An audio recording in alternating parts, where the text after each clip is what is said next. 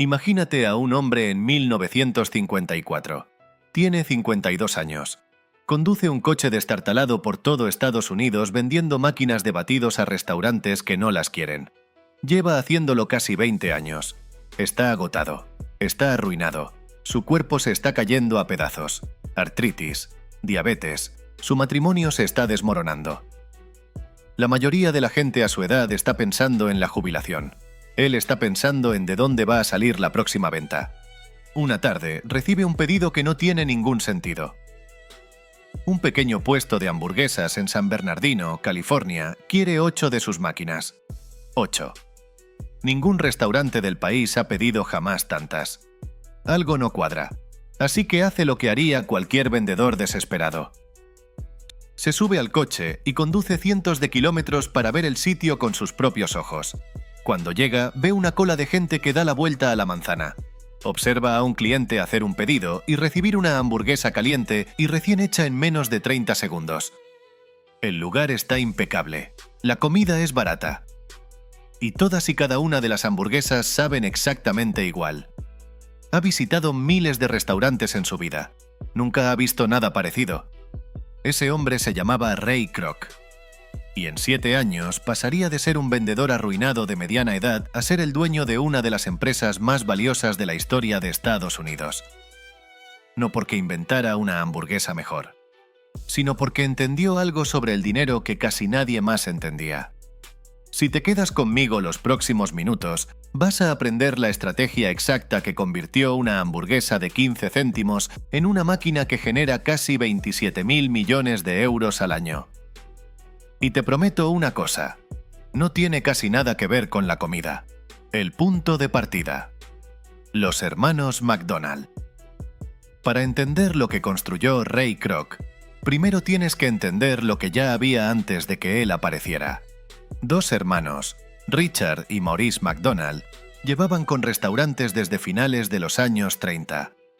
Probaron con un autoservicio para coches. Probaron con camareras sobre patines. Probaron con cartas enormes. Y al final, descubrieron algo revolucionario. Lo redujeron todo a lo esencial. Quitaron a las camareras. Quitaron la carta extensa. Crearon un sistema al que llamaron Speedy Service System. Era, en esencia, una cadena de montaje para la comida. Una carta limitada. Hamburguesas, patatas fritas, batidos. Todo estandarizado. Todo rápido. Todo idéntico. Era brillante. La comida era consistente, los precios bajos y a los clientes les encantaba. Pero aquí está lo importante de los hermanos McDonald. Eran perfeccionistas, no constructores de imperios. Ya habían intentado franquiciar 6 veces antes de que apareciera Kroc. Todos los intentos fracasaron porque no podían controlar la calidad a distancia. Estaban contentos con llevar un solo restaurante increíble. No tenían ningún interés en conquistar el mundo. Ray Kroc sí. Y esa diferencia en la ambición es lo que lo cambió todo. El problema del contrato. Kroc convenció a los hermanos de que le dejaran franquiciar su concepto a nivel nacional. En 1955 abrió el primer McDonald's franquiciado oficial en Des Plaines, Illinois, y luego abrió otro, y otro. En 5 años había más de 200 restaurantes McDonald's repartidos por todo el país. Por fuera, parecía una historia de éxito. Por dentro, era un desastre financiero. Y te explico por qué. El contrato que Kroc había firmado con los hermanos solo le daba el 1,4% de la facturación de cada franquicia.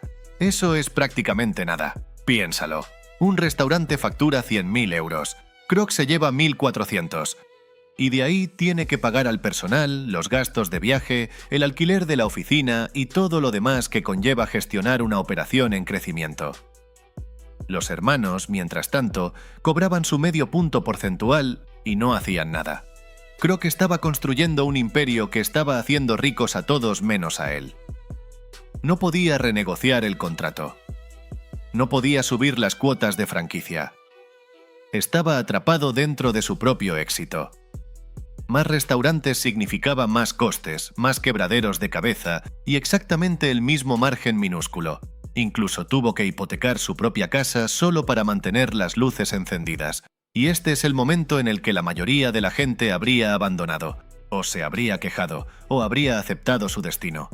Pero este también es el momento en el que empieza la verdadera historia de la riqueza de McDonald's. La idea que lo cambió todo.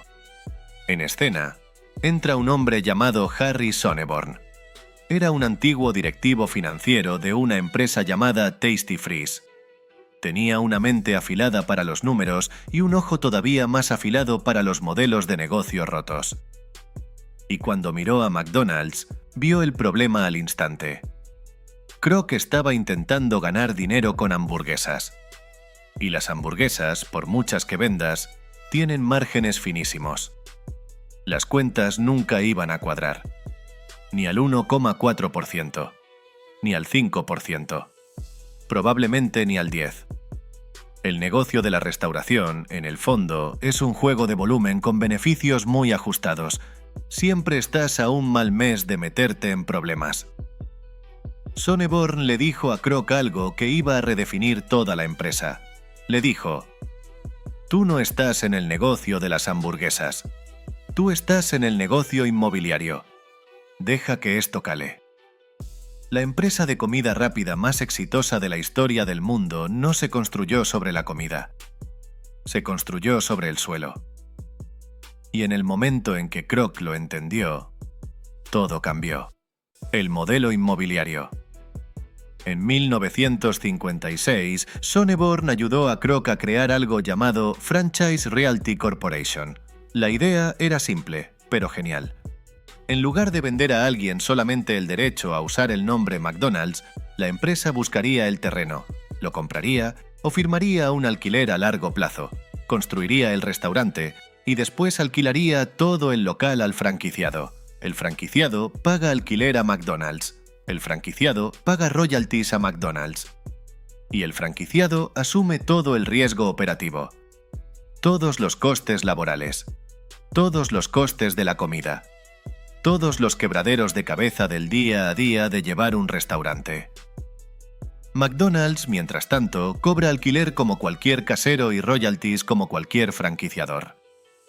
2 fuentes de ingresos por cada local. Tanto si el restaurante tiene un mes excelente como uno terrible, el alquiler se paga igual. Pero la cosa se pone aún mejor.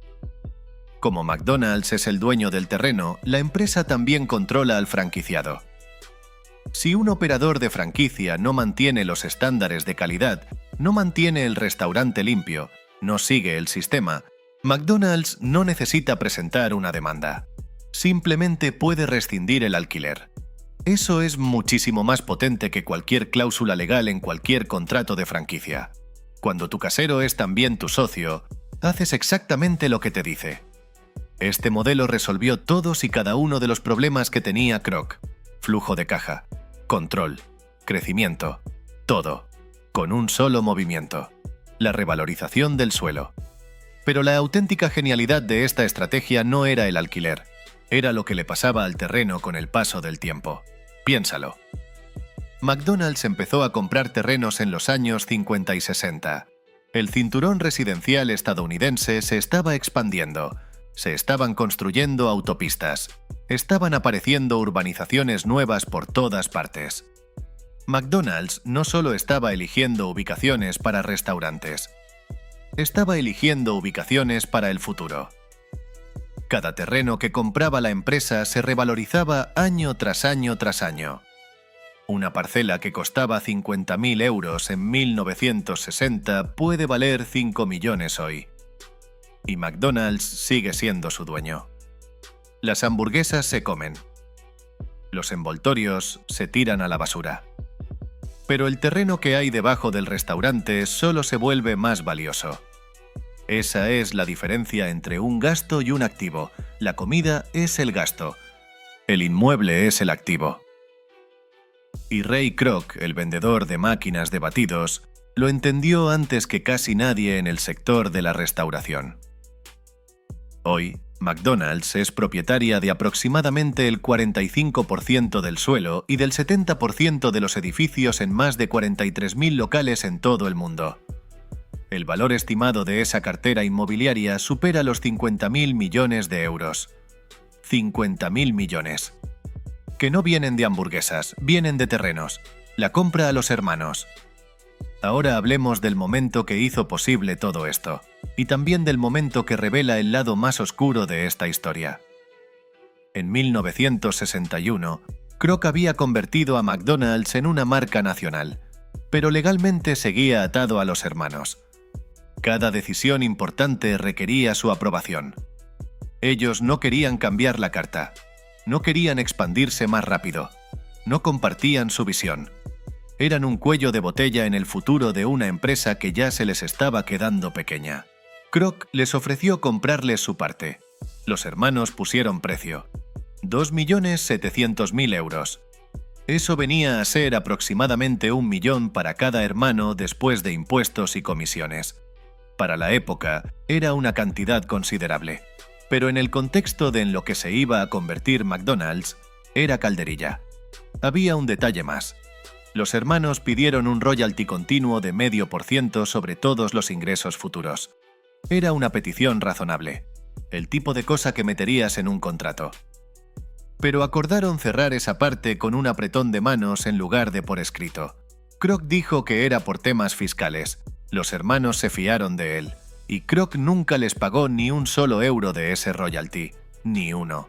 Los hermanos perdieron su nombre, su concepto y sus ingresos futuros. Kroc se quedó con un imperio, y ese apretón de manos se convirtió en uno de los errores más caros de la historia de los negocios: el sistema de calidad. Pero quitarles la empresa a los hermanos fue solo la mitad de lo que hizo a McDonald's imparable.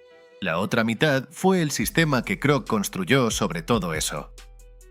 Creó algo llamado Hamburger University, un centro de formación real al que tenía que ir cada operador de franquicia antes de abrir un restaurante.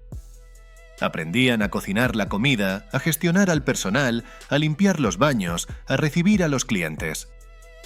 Cada detalle, por pequeño que fuera, estaba documentado, estandarizado y metido a fuerza de repetición en cada operador hasta que se volvía automático. El resultado fue algo que el sector de la restauración no había visto nunca. Podías entrar en un McDonald's de Iowa y recibir exactamente la misma hamburguesa, exactamente las mismas patatas, exactamente la misma experiencia que en un McDonald's de Nueva York. Consistencia a escala. Ese era el producto, no la hamburguesa en sí. La promesa de que, estuvieras donde estuvieras, sabías exactamente qué te iban a dar. Y aquí va la lección de negocio que la mayoría de la gente se pierde. La consistencia no es glamurosa. No es emocionante. Nadie hace una película sobre un hombre que se asegura de que cada patata frita tenga la misma longitud, pero la consistencia es lo que hace que una marca sea digna de confianza, y la confianza es lo que hace que una marca sea escalable, y la escala es lo que hace que una marca valga miles de millones. Los números. Déjame darte las cifras, porque cuentan una historia que ninguna narración puede contar. Los ingresos anuales de McDonald's en 2025 fueron casi 27.000 millones de euros. Aproximadamente el 95% de sus más de 43.000 restaurantes son franquicias. La empresa se queda con alrededor del 82% de cada euro que genera un franquiciado, frente a solo un 16% de los locales operados directamente por la empresa. Eso significa que el modelo de franquicia y de inmobiliaria no solo es rentable, es absurdamente más rentable que gestionar restaurantes de verdad. La empresa atiende a 70 millones de clientes cada día en más de 100 países. Su margen operativo está por encima del 46%, genera más de 6.000 millones de euros en caja libre al año, y la base de todo esto, cada euro de todo esto, se remonta a una única decisión: la decisión de dejar de pensar en hamburguesas y empezar a pensar en suelo. La lección real. Esto nos lleva a la verdadera lección de la historia de Ray Kroc. No va de comida rápida, no va de franquicias, ni siquiera va de bienes raíces específicamente. Va de algo mucho más fundamental. La mayoría de la gente mira un negocio y ve el producto. Ve la hamburguesa, el café, el zapato, la aplicación. Piensan que el producto es el negocio. Pero las personas que construyen riquezas extraordinarias entienden algo distinto. El producto no es el negocio. El producto es el vehículo. El negocio es el sistema que construyes alrededor. La estructura. El modelo. El mecanismo por el que fluye el dinero. Ray Kroc no hizo su fortuna vendiendo más hamburguesas. Hizo su fortuna siendo dueño del suelo sobre el que se vendían. Hizo su fortuna cobrando alquileres a gente que estaba haciendo todo el trabajo. Hizo su fortuna entendiendo que en cada sector hay una capa visible y una capa invisible. La capa visible es lo que ven los clientes. La capa invisible es donde se crea la riqueza. Cada sector tiene esta capa oculta. Y las personas que la encuentran son las que construyen riqueza generacional. Las que se quedan en la superficie, por mucho que trabajen, acaban como los hermanos McDonald, vendiendo el trabajo de toda su vida por una fracción de lo que realmente valía.